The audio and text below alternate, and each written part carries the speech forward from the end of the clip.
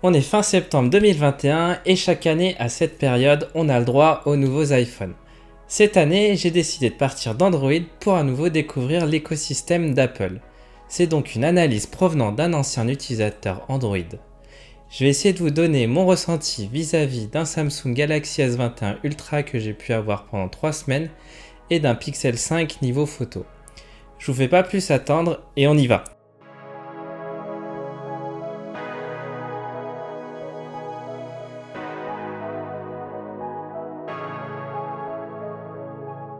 J'ai décidé de partir sur l'iPhone 13 Pro en argent. Le téléphone fait 6,1 pouces, c'est pour moi la taille idéale, mais attention, chacun ses goûts et je vous recommande chaudement d'aller voir l'ensemble des modèles en physique pour voir quel format vous conviendrait le mieux. Je passe rapidement sur ce sujet car vous avez sans doute déjà pu le voir dans plein d'autres vidéos, mais le look du téléphone est similaire à celui de l'année dernière, si ce n'est que l'encoche est plus petite. Enfin plus petite, si on est tatillon, on remarquera qu'effectivement l'encoche est moins longue mais qu'elle est un petit peu plus large. Bref, je note déjà un inconvénient puisque pas mal de téléphones sont sans encoche depuis plusieurs années et je trouve qu'il y a là une dette technique. Oui, je vous entends là les Apple fanboys, c'est pour le Face ID, Apple sortira cet écran que quand la techno sera mature. C'est sans doute vrai, mais je trouve qu'on est quand même vachement en retard. J'arrive pas trop à comprendre le choix d'Apple d'être à la ramasse ici. Mais je peux au moins vous dire en quoi c'est dérangeant. On peut afficher beaucoup moins d'infos sur la barre du haut qui mine de rien peuvent être utiles. Par exemple, ça me manque de ne pas pouvoir voir en un clin d'œil les petites icônes de notification et le pourcentage de la batterie. Aujourd'hui sur iPhone, on a l'heure, les barres de réseau et la batterie graphiquement représentée sans pourcentage. Bon, j'ai fini mon coup de gueule sur ce point et apparemment il y a des chances que l'année prochaine l'écran soit sans encoche. Mais là Apple, vous n'avez pas assuré. Sinon, on a un dos de téléphone effet mat qui est très agréable au toucher, mais un contour brillant qui prend très vite les marques de doigts. Je comprends pas trop ce choix, j'aurais aimé un cadre qui soit homogène par rapport au dos du téléphone, mais on connaît tous la finalité. On va le mettre dans une coque et on le sortira une fois tous les 6 mois de sa protection pour dire « Oh, il est quand même beau ce téléphone sans coque ». Parlons maintenant de l'écran. Cette année, on a le droit à un écran ProMotion. Concrètement, il peut atteindre un taux de rafraîchissement de 120 Hz et descendre jusqu'à 10 Hz quand le contenu est quasiment statique. Pour les personnes qui ne sont pas familières avec ce jargon, en gros, vous allez avoir un écran plus fluide et ça malheureusement, je peux pas trop vous montrer sur YouTube parce qu'on est limité à 60 images par seconde. C'est une bonne nouvelle et je dois vous dire que je suis plutôt bluffé par cet écran. Ok, les écrans 90 Hz et 120 Hz sont sortis depuis longtemps. Ok, ça fait 1 an que les derniers téléphones haut de gamme Android possèdent des écrans adaptatifs qui sont capables de gérer le taux de rafraîchissement en fonction du contenu. Mais là, Apple a pour moi sorti l'écran le plus mature. Déjà, les couleurs et la luminosité que peut offrir l'écran sont à mon sens au même niveau que le S21 Ultra. Mais cette sensation de fluidité, elle est encore mieux intégrée que les autres écrans. Parce qu'en fait, ce taux de rafraîchissement variable ne faillit quasiment jamais. Sur mon ancien S21 Ultra, quand je scrollais d'un coup trop vite, on voyait que l'écran saccadait un peu avant d'avoir le bon taux de rafraîchissement.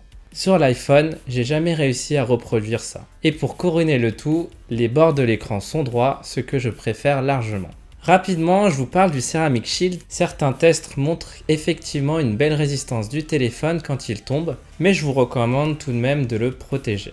Au niveau de la puce, on a le droit à la meilleure version du A15 Bionic puisque par rapport aux iPhone 13 standard et mini, les versions Pro sont équipées d'un cœur GPU supplémentaire. En testant avec Geekbench, on a quand même une différence de 32% de perf, ce qui paraît non négligeable. Bon, les benchmarks c'est bien gentil, mais en vrai ça donne quoi dans une utilisation intensive? J'ai lancé le jeu Genshin Impact qui est assez gourmand pour un téléphone, et je dois dire que bien que j'étais pas au max de la qualité, c'est la meilleure expérience de jeu que j'ai eue sur un mobile, et ça, même comparé au S21 Ultra. Je vous affiche mes paramètres graphiques qui m'ont permis vraiment de jouer à quasiment 60 fps constant au jeu. Par contre, il chauffe, donc la luminosité de l'écran sera bridée à la moitié pour ne pas avoir de surchauffe. Je voulais tester un peu comment il se comportait sur plusieurs tests intensifs, notamment pour voir si la chauffe réduisait un peu les performances, ce qu'on appelle communément le thermal throttling. Et là, effectivement, on retrouve ce comportement. Sur 4 sessions de test à la suite, dans le logiciel 3D Mark, on a des résultats sur une pente descendante. 8346 points sur le premier run, 8184 sur le deuxième, 7962 sur le troisième et enfin 5705 sur le quatrième.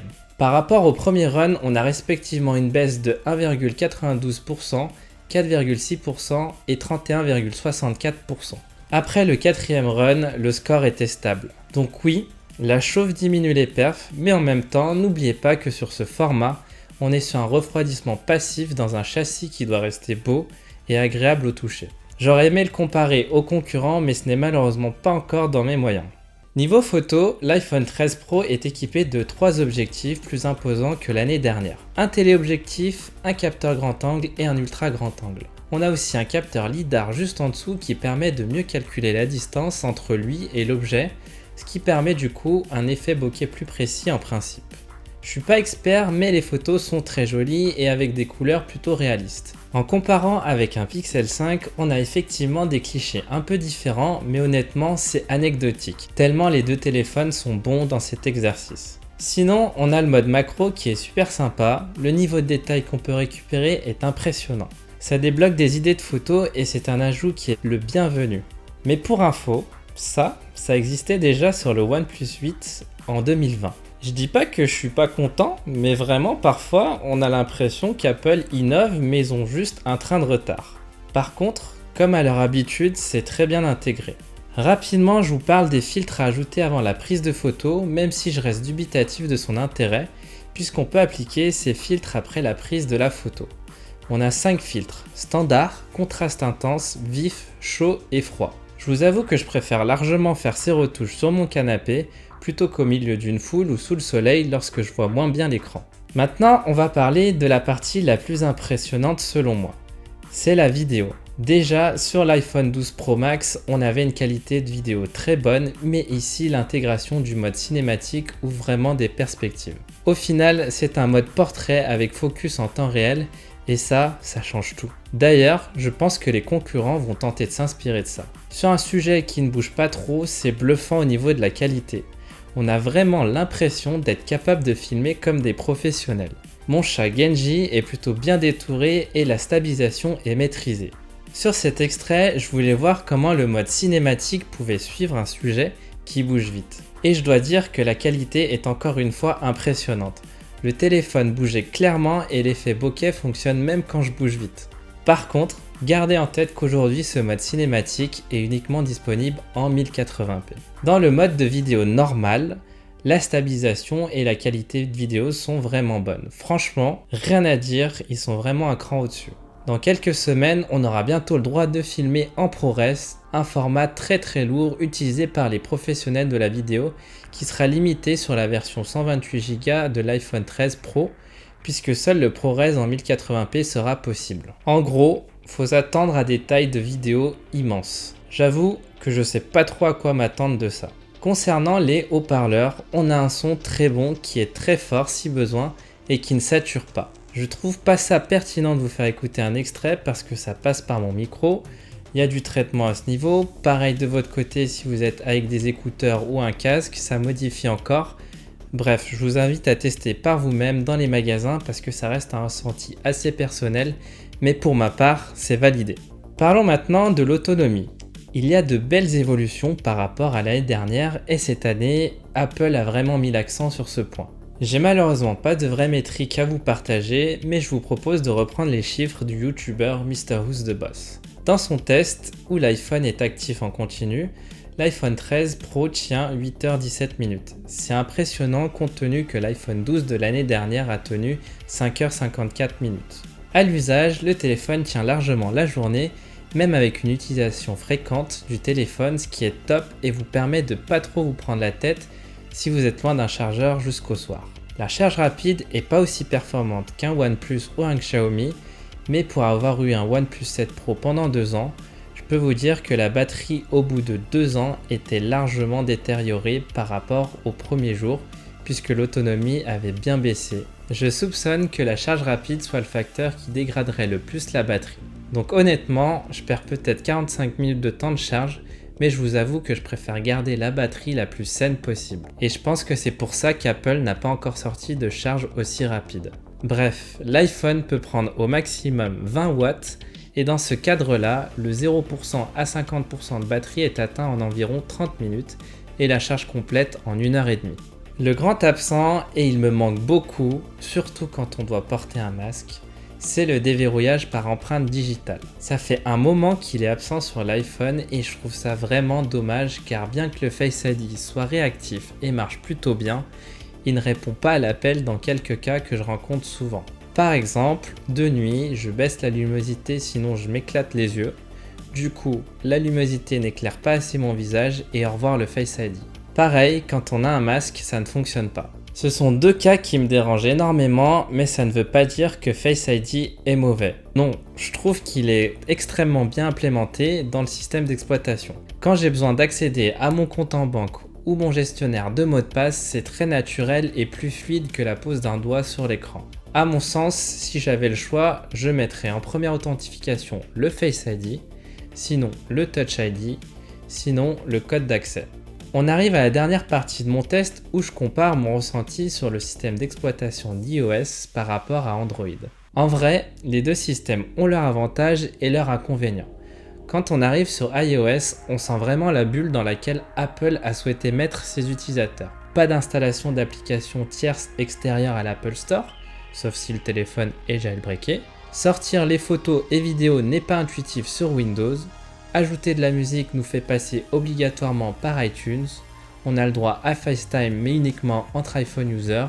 De la même manière, les SMS entre iPhone users sont ouverts à plus de fonctionnalités. En gros, entre Apple user et périphérique, vous avez des privilèges et dès que vous voulez sortir de cet écosystème, c'est tout de suite plus compliqué, voire embêtant. Du coup, c'est bien et pas bien en même temps. Je m'explique. En prenant cette stratégie, Apple maîtrise quasiment tout puisque c'est à leur portée. Donc exit sur les applications tombées du camion qui ne respectent pas leur politique. Ce qui par logique permet à Apple d'être plus sûr du comportement du téléphone vis-à-vis des applications et donc on a moins de risques de bugs et un téléphone sacrément fiable. Mais en même temps, si je veux bidouiller un peu, concrètement je peux pas, à part si je décide de mettre ma capuche de hacker pour le jailbreaker et par la même occasion faire sauter ma garantie. Donc si vous êtes un Android user et que vous voulez changer pour un iPhone, réfléchissez bien à ça. Quand je dis qu'Apple maîtrise bien son OS, j'ai par exemple ce cas d'usage que je trouve très pratique. Quand je me connecte à un compte, par exemple Amazon, j'ai directement au-dessus du clavier mon coffre-fort qui est proposé et qui ne gêne pas l'affichage de la page. Ensuite, le Face ID me reconnaît et entre directement mon mot de passe. Je reçois un code de sécurité vu que j'ai activé l'authentification multifacteur qui m'est envoyé par SMS et qui est automatiquement proposé au-dessus du clavier à la réception. Et voilà, je suis connecté. Cette cinématique sur Android est vraiment plus fastidieuse. Si je devais donner un type d'utilisateur pour chaque OS, je dirais que pour Android, on est plus sur un utilisateur qui souhaite avoir de la flexibilité, qui aime un peu plus bidouiller son téléphone. Je vous vois les gens qui installent les applications payantes téléchargées sur les sites illégaux. Pour iOS, je dirais qu'on est sur un profil de gens qui cherchent de la fiabilité et de la simplicité, si bien sûr on oublie qu'en dehors de l'écosystème Apple, c'est compliqué. Ah oui, avant que j'oublie, on a toujours un câble Lightning qui est propriétaire à Apple. Alors pour dire qu'on arrête de mettre des chargeurs pour l'écologie, ça fait les beaux gosses, mais par contre pour garder leur câble propriétaire qui engendre du coup plus d'achats de ce type de câble et donc plus de pollution, là il n'y a plus personne. Bon sang, passez à l'USB-C Apple là. J'espère que cette analyse vous permettra de faire votre choix. Personnellement, je regrette pas mon achat. L'enregistrement vidéo a vraiment été le critère déterminant pour moi et les défauts que j'ai cités sont acceptables au regard des nombreuses qualités du téléphone. Ça reste un avis perso, je vous recommande quand même de regarder les analyses d'autres youtubeurs pour compléter votre avis. N'hésitez pas à vous abonner et à lâcher un pouce bleu, c'est très appréciable et surtout ça aide au développement de la chaîne. Merci et on se dit à la prochaine.